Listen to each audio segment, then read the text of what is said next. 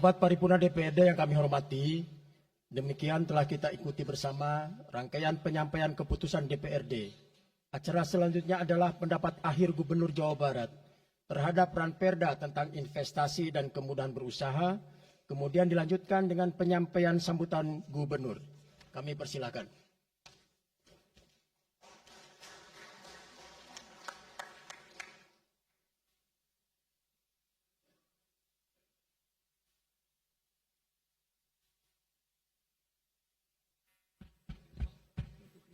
Assalamualaikum warahmatullahi wabarakatuh.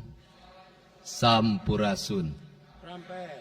Yang saya hormati Ketua DPRD Provinsi Jawa Barat yang mulia Bapak Buki Wibawa,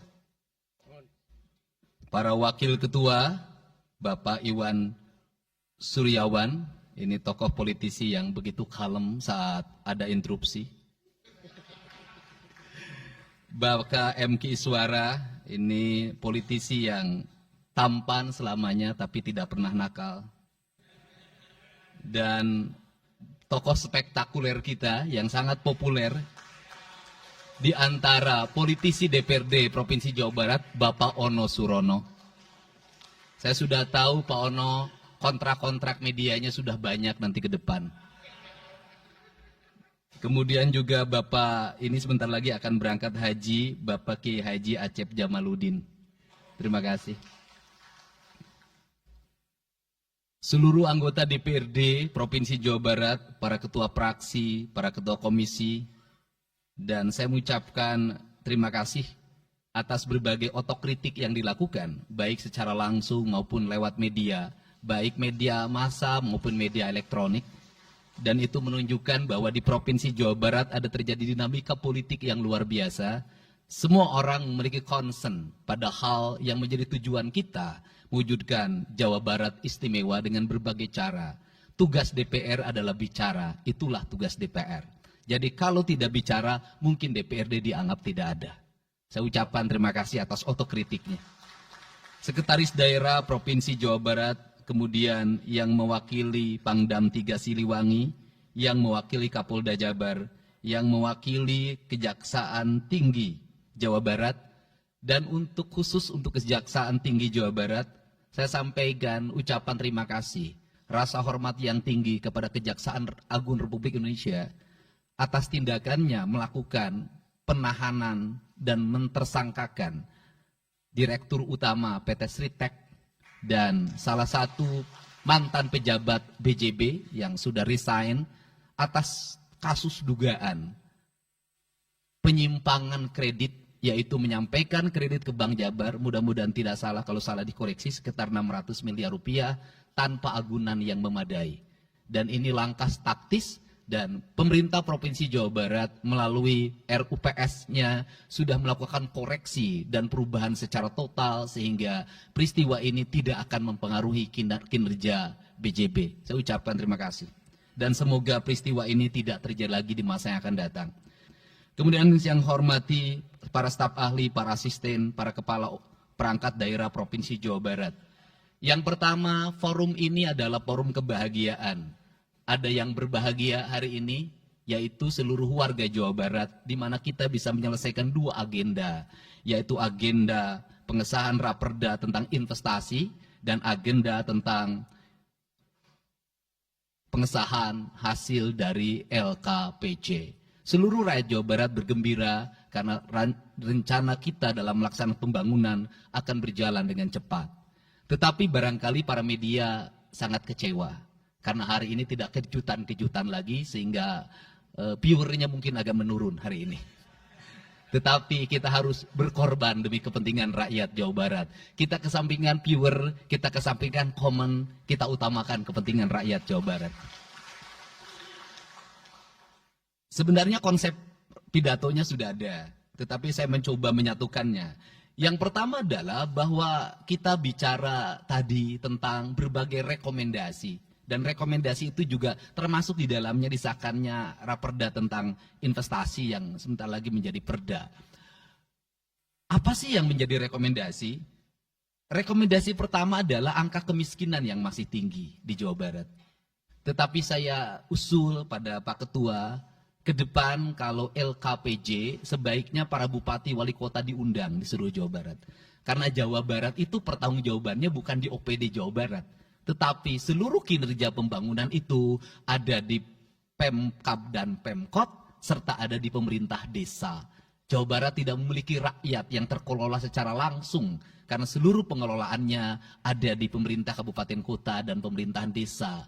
Dan saya mohon nanti dipaparkan kemiskinan yang paling tinggi dalam perspektif BPS, dalam perspektif LKPJ dan analisisnya, itu di kabupaten mana, bila perlu sampai di desa mana. Kemudian angka investasi tertinggi di kabupaten mana, angka investasi terendah di kabupaten mana, infrastruktur yang berproblem di kabupaten di mana, sehingga semuanya terpetakan dengan baik, sehingga nanti kita bisa mengorkestrasi antara pembangunan Provinsi Jawa Barat, pembangunan kabupaten kota, dan pembangunan desa secara bersama-sama dan berkeadilan. Kemudian yang kedua, bahwa investasi ini menjadi aspek yang utama dalam kinerja pembangunan Provinsi Jawa Barat hari ini. Kenapa? Karena satu, angka kemiskinan kita masih tinggi. Kemudian angka kemiskinan yang tinggi di Indonesia sebenarnya juga dipengaruhi oleh jumlah penduduk yang tinggi. Sehingga persentase kecil menurut Jawa Barat, tetapi menurut nasional menjadi besar. Keberhasilan Indonesia sangat tergantung terhadap kinerja pemerintah Provinsi Jawa Barat, pemerintah kabupaten kota, dan pemerintahan desa. Yang kedua adalah pendidikan. Yang ketiga adalah infrastruktur. Yang keempat, kesehatan. Yang kelima, pengendalian penduduk. Yang keenam adalah pengendalian lingkungan. Kemudian yang ketujuh adalah belanja pemerintah yang masih besar. Belanja tidak langsungnya, yaitu belanja untuk kepentingan pegawai. Yang kedelapan adalah pengelolaan aset. Seluruh rangkaian yang menjadi rekomendasi ini adalah tugas kami untuk meneruskan rekomendasinya. Tetapi yakinlah bahwa apa yang kami lakukan selama ini, langkah-langkah yang seringkali kontroversi, langkah-langkah yang seringkali dianggap one man show, langkah-langkah yang seringkali dianggap terlalu sendiri dan terlalu konten, sesungguhnya adalah langkah-langkah menyelesaikan ini semua. Saya memberikan contoh. Kalau saya melakukan operasi terhadap penutupan galian C, penutupan areal-areal pelanggaran terhadap lingkungan, kalau saya mengkoordinasikan terlebih dahulu dengan jajaran saya, bisa jadi operasi saya gagal. Kenapa? Karena begitu rapat, besoknya penambangnya sudah tahu apa yang akan kami lakukan. Sehingga kejutan-kejutan itu dilakukan untuk memberikan efek kejut. Dari efek kejut itu melahirkan viral. Dari viral itu melahirkan atensi yang pada akhirnya hari ini Jawa Barat seluruh penambangan liar bisa diselesaikan secara hukum dan Kapolda memberi atensi yang sangat tinggi. Hari ini Jaksa Agung memberikan perintah kepada Kejaksaan Tinggi untuk melakukan proses pidana bagi siapapun yang melakukan pelanggaran lingkungan dan memberikan kerugian bagi kepentingan masyarakat. Yang kedua, saya sampaikan juga mengenai bagaimana melakukan penanganan terhadap berbagai problem lingkungan yang terjadi. Nilai tukar petani yang menurun, kemudian musibah bencana alam yang tidak berhenti.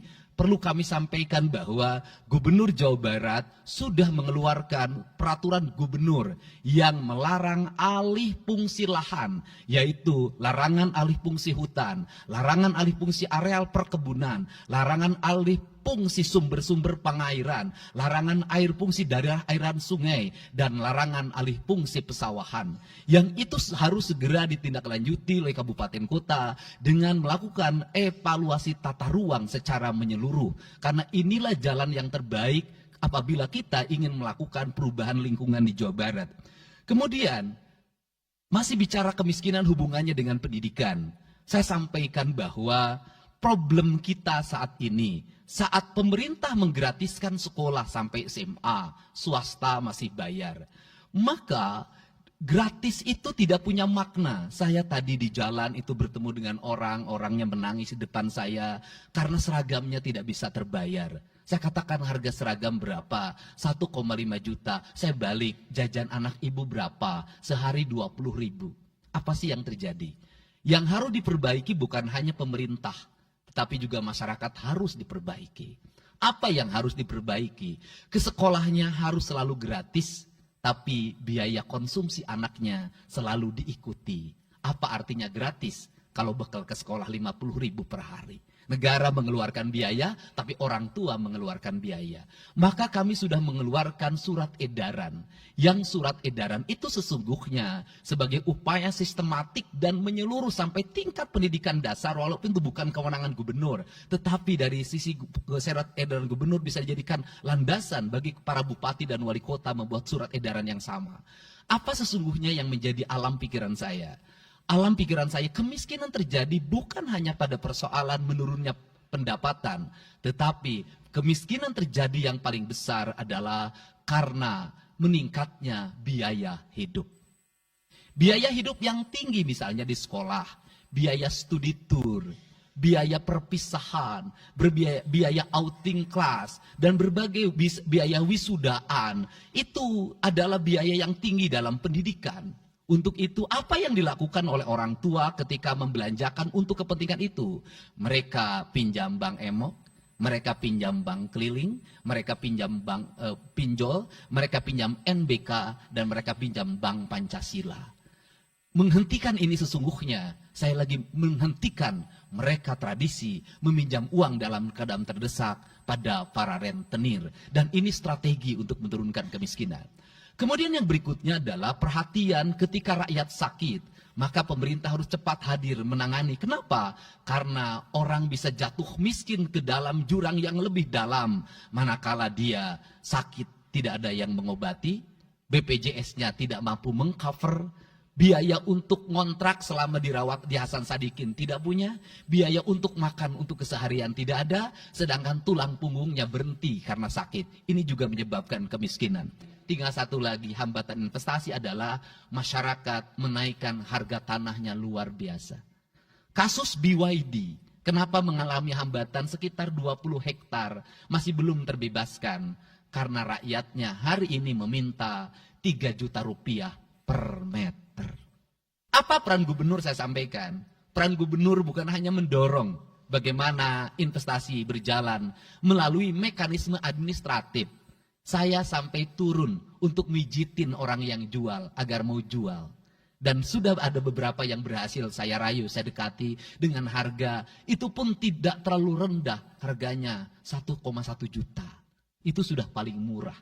Ini yang terjadi di Jawa Barat hari ini. Tidak mudah mengelola sebuah wilayah yang begitu luas.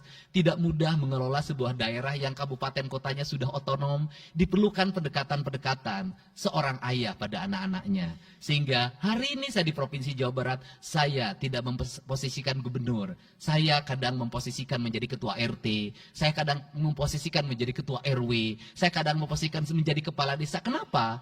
Karena warga ini perlu disentuh dengan pendekatan emosional. Pendekatan emosional yang kebapaan, bukan pendekatan struktural. Untuk itu saya yakin bahwa forum ini adalah forum kebahagiaan bagi kita semua. Kita sudah bisa menyelesaikan 2 agenda besar. Semoga ini menjadi kado terindah bagi masyarakat Jawa Barat. Insya Allah kami akan menjalankan pemerintahan dengan baik. Apa yang kami susun, apa yang kami rancang, dan apa yang kami kerjakan adalah semuanya kami dedikasikan untuk kepentingan masyarakat Jawa Barat. Yang terakhir kami sampaikan juga bahwa kami kemarin sudah melapas 273 anak-anak yang mengikuti pendidikan di Dodik Rindam 3 Siliwangi. Hasilnya bisa dilihat secara terbuka di berbagai tayangan. Air mata tidak akan bisa membohongi kejujuran rakyat dan anak-anak itu. Dan saya sampaikan, hari ini ada 13 orang anak yang tinggal di rumah dinas gubernur. Pada saat yang lain orang tuanya datang menjemputnya, dia menangis. Tak ada satupun orang tuanya yang datang. Seorang menjadi anak yang terbuang. Dan akhirnya saya memutuskan mereka untuk sekolah di Bandung dan tinggal bersama gubernur Jawa Barat. Ini cara kita menyelesaikan. Saya ucapkan terima kasih pada semuanya, semoga kebahagiaan menyertai kita semua.